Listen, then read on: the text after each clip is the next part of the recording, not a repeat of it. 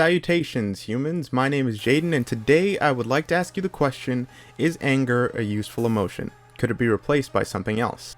Anger is defined as a strong feeling of annoyance, displeasure, or hostility. And to analyze my question, let's start by talking about its role or uses in everyday society.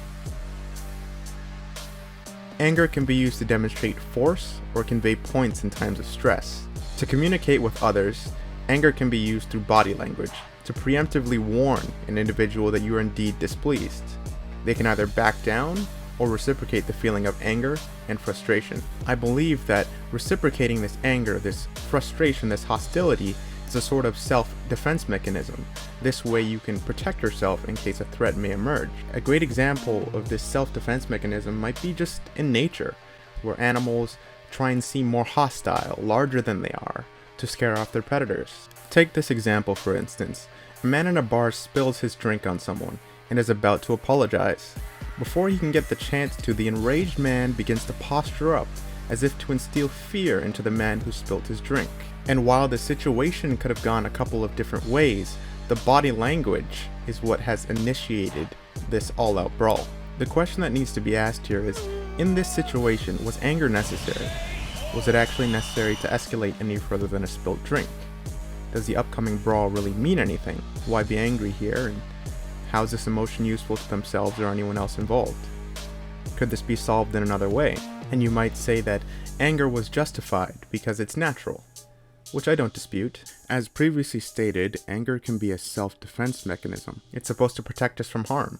A spilt drink isn't harmful in most cases, but the perception of being attacked certainly is harmful. And because each individual's perception of situations varies, it can create unexpected outbursts of anger that don't reflect the severity of the situation. What are you laughing at, Dave? Just laughing? I don't know, I'm not laughing at you. Well, how do you feel, Chuck? I went from happy to angry. Skip said, now I feel like kicking his ass. In other words, anger is flawed as a self-defense mechanism. Maybe if instead these two gentlemen used compassion, reasoning, communicating through this potential dispute, there might not be a fight. Anger can always escalate situations, and it can cloud one's judgment. It's infectious. Most times being constantly angry in society does not get you positive results.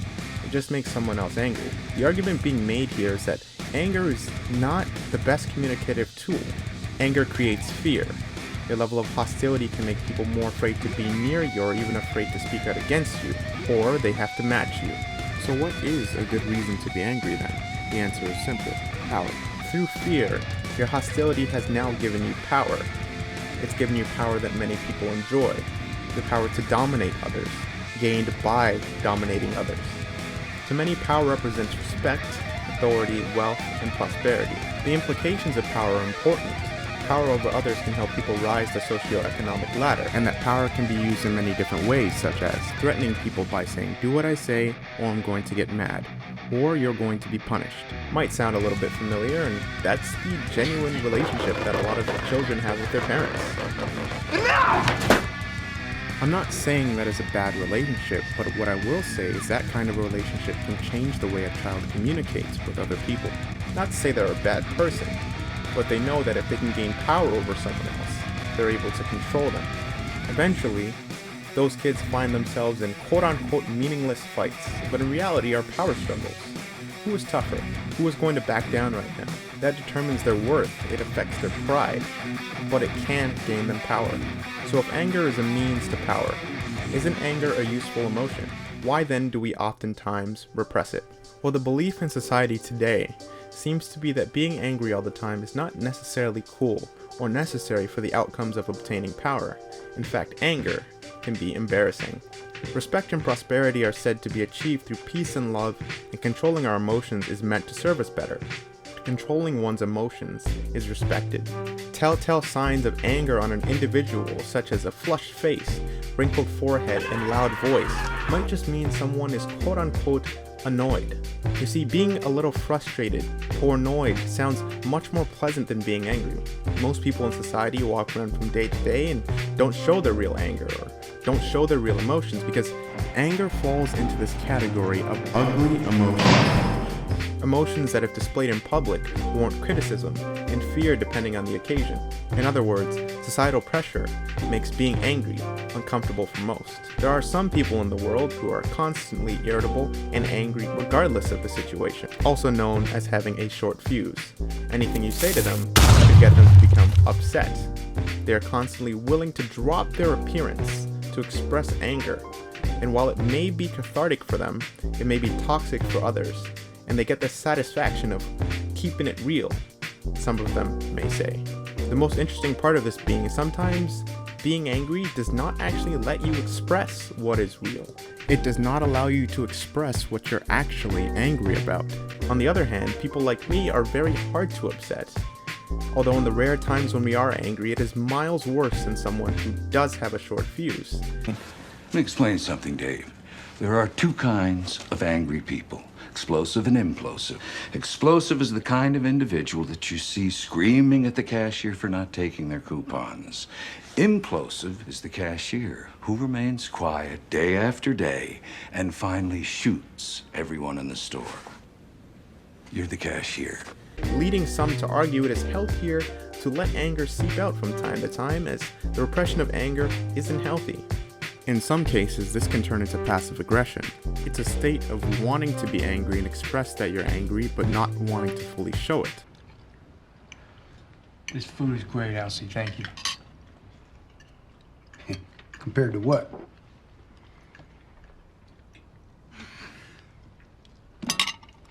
Other food. Prison food? Tommy! The idea that anger should not be held in, should not be silenced, is an interesting one. Firstly, anger without direction is raw anger. Without taking a moment or any thought to it, anger will blind you. Secondly, it promotes the idea that anger must be expressed in order to seek change, in order to make things happen. You must not be silenced because you have something to say, you have something to express. As this in and of itself is a debate, I will say this on the matter. Anger is not the only way to seek change. Raw anger is not the only way to express yourself. But we still feel anger. We repress our anger, looking for a civil solution to the previously mentioned bar scenario. And some of us can't find it. Just like some of us can't help but find ourselves in arguments. And I want to make it blatantly clear that I don't think that repressing anger is healthy. Instead, I offer two different options. Firstly, one that is in disagreement with anger as a useful emotion. And secondly, one that is in agreement with anger as a useful emotion. I think that perception is key in many things. The way you view your emotions is no exception. If you can perceive your frustrations differently, they will no longer upset you. If you can tell yourself that these things don't bother you for X, Y, or Z reason, the anger will subside. Take these monks for example, completely focused and completely in control of their emotions, at least from our point of view. Wishing to keep themselves in one constant state of being, it seems nice, right? Our society should indeed follow these monks and their teachings, or maybe not.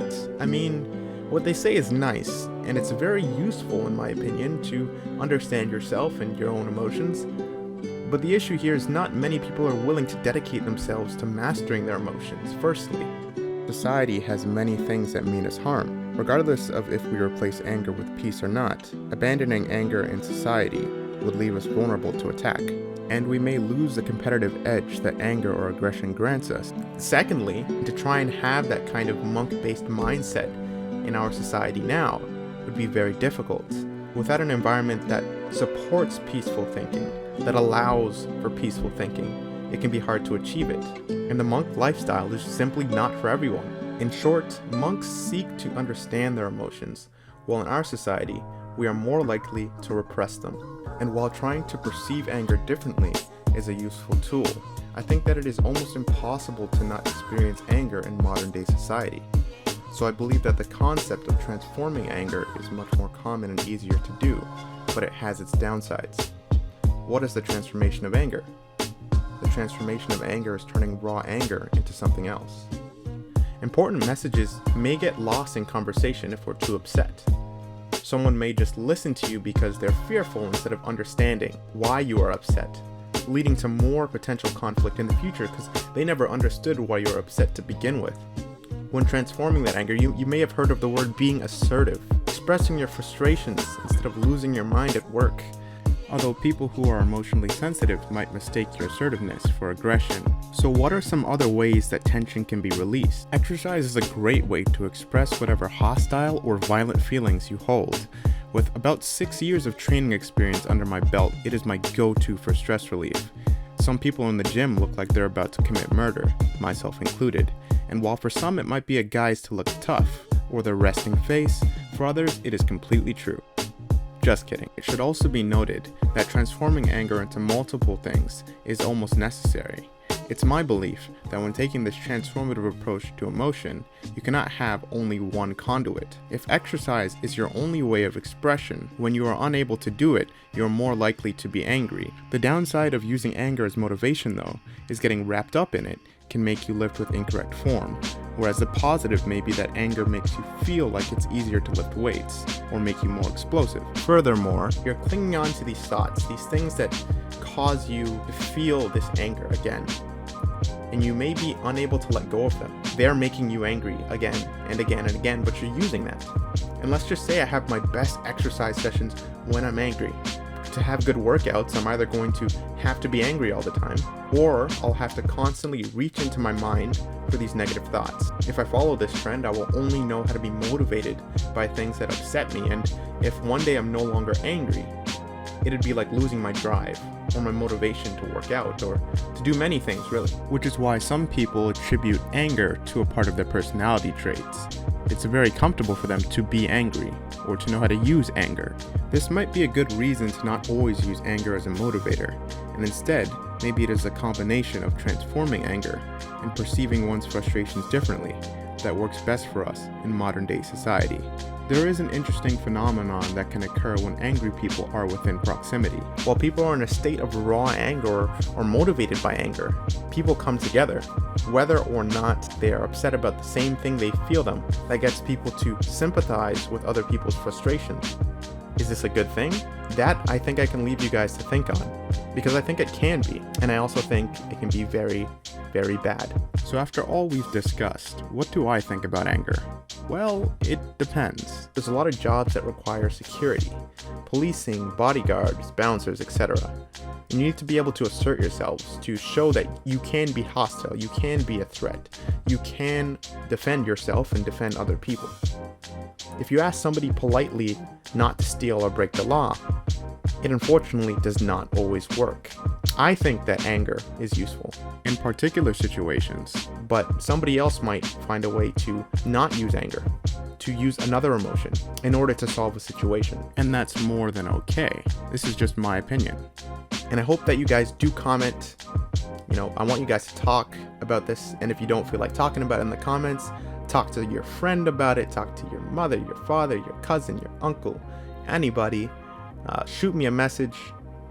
Thank you so much if you've made it this far in the video. I do have some extra things like some research papers, and that I'm going to link in the description below. In my research, I found a film called Tough Guys, which explores masculinity and what a lot of young males thought it was to be masculine, which was being tough, acting hostile and violent, and it talks a lot about how media may have influenced these kids. Boys and young men learn early on that being a so-called real man means you have to take on this tough guys. In other words, you have to show the world only certain parts of yourself that the dominant culture has defined as manly. You can find out what those qualities are if you just listen to young men themselves. A real man is physical. Strong, independent, he's powerful. It definitely relates to the topic of anger, so feel free to check that out. I also looked at a little bit of research because I wanted to back this up with some more evidence. I looked at pain and anger, and I wanted to see if being angry makes pain sensitivity worse. In other words, is being angry a useful emotion? Because if you are angry, it might increase your perception of pain. That's it for the video. Thank you humans for watching. I love you guys. Bye.